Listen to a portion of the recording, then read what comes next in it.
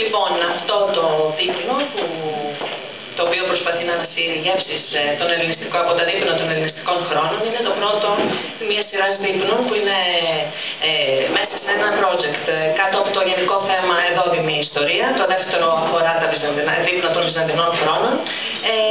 Μέσα σε αυτή τη σειρά των δείπνων που θα αναπαράγουμε και δείπνα των Οθωμανικών χρόνων αλλά και άλλων ιστορικών περιόδων, μένουν εμβόλυμες και εδόδημες ιστορίες, δηλαδή πώς μπορεί το φαγητό να συνδέεται με άλλους συσχετισμούς, πώς μπορεί να λειτουργεί σαν σύμβολο, ποια είναι η σχέση του με τη μετανάστευση, είτε ως εξαγώγημο προϊόν προς τα έξω, είτε το φαγητό που μας φέρνουν οι μετανάστες στην Ελλάδα και μας ανοίγει τελείως διαφορετικούς κόσμους.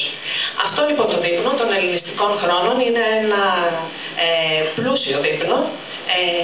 Στα ελληνιστικά χρόνια συμβαίνουν τεράστιες αλλαγές στο φαγητό. Μέχρι τότε το φαγητό ήταν λίγο ένα μέσο προστασίας αλλά και χειραγώγησης. Δηλαδή οι γυναίκες, τα παιδιά, οι δούλοι, οι ζητιάνοι αμείβονταν ή μένανε συνδεδεμένοι με τον οίκο μέσω του φαγητού. Αργότερα οι παράσιτοι και οι κόλακες με τους περίεργους ρόλους που είχαν μέσα στις αυλές συνδέονταν με τον ηγεμόνα πάλι μέσω του φαγητού. Μην ξεχνάμε ότι οι πρεσβείες και οι ηγεμόνες πάλι γινόταν καλοδεχούμενοι σε μια χώρα μέσω της πολυτέλειας που είχαν τα δείπνα που τους πρόσφεραν οι φιλοξενούντες. Στα ελληνιστικά χρόνια όμως συμβαίνει κάτι τελείως διαφορετικό. Έχουν σπάσει τα σύνορα της Ανατολής με τη Δύση. Οι κατακτήσεις του Μεγάλου Αλεξάνδρου κατάφεραν αυτό το πράγμα.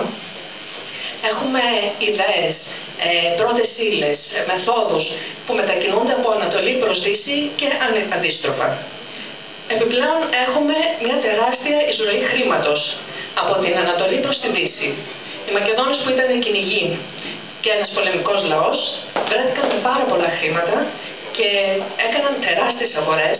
Έτσι που βλέπουμε ότι στις χώρες όπου έμεναν δημιουργήθηκαν μέχρι και χρεοκοπίες, δημιουργήθηκαν πληθωρισμοί, πολύ μεγάλες κοινωνικές αναταραχές, γιατί με το που έφευγαν κατέρεε το οικονομικό σύστημα της χώρας που ήταν ο προσωρινός τόπος διαμονής τους. Με το που επιστρέφουν στην Ελλάδα βέβαια έχουν συνηθίσει την πολυτέλεια και ζουν με ένα τελείως διαφορετικό τρόπο και όχι μόνο ζουν διαφορετικά, επηρεάζουν και όλους τους γείτονές τους. Οι Αθηναίοι, οι οποίοι ήταν λιτοδίαιτοι και πολύ αυστηροί ως προς την αντίληψη που είχαν για τους Μακεδόνες, τους μιμούνται και τους ξεπερνούν. Το ένα από τα φαγητά που θα δοκιμάσετε, η μήμα, είναι το φαγητό με τα ψιλοκομμένα κομματάκια της κότας και των εντοστίων. Αρχικά ήταν ένα φαγητό θυσίας για τους Μακεδόνες. Το σφάγιο είτε ήταν αρνί ή χοιρινό ή κοτόπουλο προσφέρονταν μετά τη θυσία σε αυτούς που συμμετείχαν στη θυσία. Στα ελληνιστικά χρόνια είναι ένα φαγητό πολύ κεντρικό, μετά της πολυτέλειας. 13 είδη βοτάνων και μπαχαρικών χρησιμοποιούνται σε αυτό και μάλιστα με υπερβολή χρησιμοποιείται το σύλφιο, που είναι το πιο ακριβό καρύκευμα της αρχαιότητας. Λίγο αργότερα, στις αρχές των ρωμαϊκών χρόνων, το σύλφιο εξαφανίζεται. Εννοώ το σύλφιο από την Καρχιδόνα, έτσι.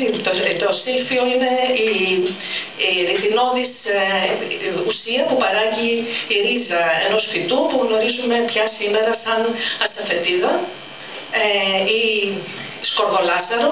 Το χρησιμοποιούν πάρα πολύ στην ειδική κουζίνα. Από τότε και από τα ρωμαϊκά χρόνια και έπειτα, επειδή εξαφανίζεται το σύλφιο της Καρχιδόνας, φέρουν σύλφιο από την Περσία. Αυτό που βρήκανε από την Ινδία, γιατί μου είπαν ότι είναι και της Περσίας πια πάρα πολύ ακριβό. Είναι ένα πολύ περίεργο καρύκευμα, άμα χρησιμοποιηθεί σε μικρή ποσότητα, ρυθμίσει λίγο σκόρδο. Δημιουργεί μια εκρηκτική κατάσταση στη γεύση του φαγητού, προκαλεί ένταση σε όλες τις άλλες γεύσεις του φαγητού. Έτσι και ξεφύγει όμως κανείς, είναι πάρα πολύ πικρό και δύσοσμο. Και γι' αυτό οι Ινδοί το ονομάζουν και διαβολοπότανο. Παρόλο που το χρησιμοποιούν, το θεωρούν και λίγο σε πανάκια, γιατί έχει φαρμακευτικές ιδιότητες, ωστόσο ξέρουν πολύ καλά ότι η υπερβολή καταστρέφει το φαγητό τους. Το γεμιστό γουρουνάκι που έχουμε μέσα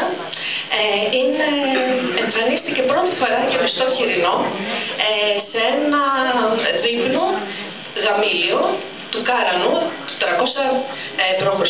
στη Μακεδονία, όπου ήταν ένα εκπληκτικά πολυτελές δείπνο, το απόλαυσαν 20 μόνο στρατιμώνες. Ένας από αυτούς μας άφησε μαρτυρίες γι' αυτό. Όλοι τρώγανε σε χρυσές πιατέλες και φαγητά τα οποία δεν είχαν εμφανιστεί, υποτίθεται, πριν. Μάλιστα είναι ο προπομπός των περίπλοκων ρωμαϊκών εδεσμάτων των γεμιστών ζώων που συνηθίζονται πάρα πολύ πια από τότε και έπειτα. Σαλάτες. Οι σαλάτες πρώτη φορά εμφανίζονται στα ελληνιστικά χρόνια, αλλά όχι με τη λογική της σαλάτας. Η σαλάτα είναι δημιουργήμα του 19ου αιώνα. Μέχρι τότε όμως τα χορταρικά και τα λαχανικά δεν εμφανίζονται στα δείπνα, στα πλούσια δείπνα, γιατί θεωρούνται φαγητό για αγρότες ή για πάρα πολύ φτωχούς.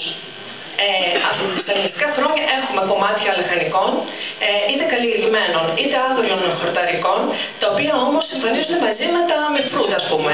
Μήλα, καρπούζια, πεπόνια, μαζί με λάχανα, με καυκαλίθρες, όλα μαζί στο πιάτο.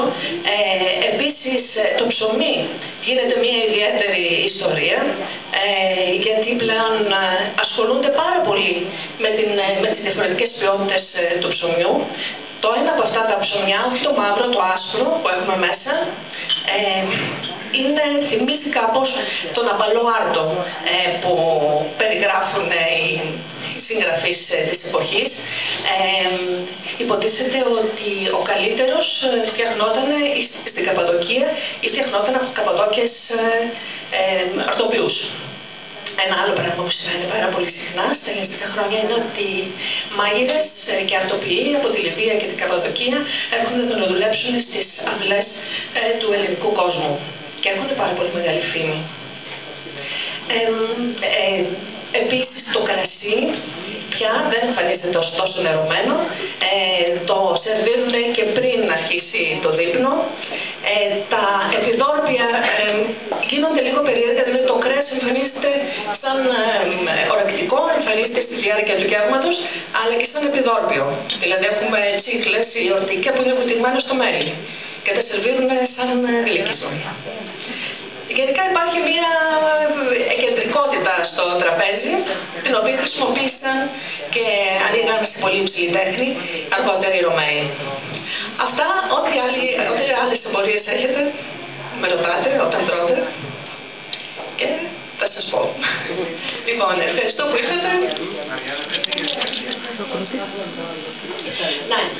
Θα πάρετε τα πιάτα σας να έρθετε μέσα, θα σας σερβίρω εγώ το γουρουνάκι και ό,τι άλλο από τα κρεατικά.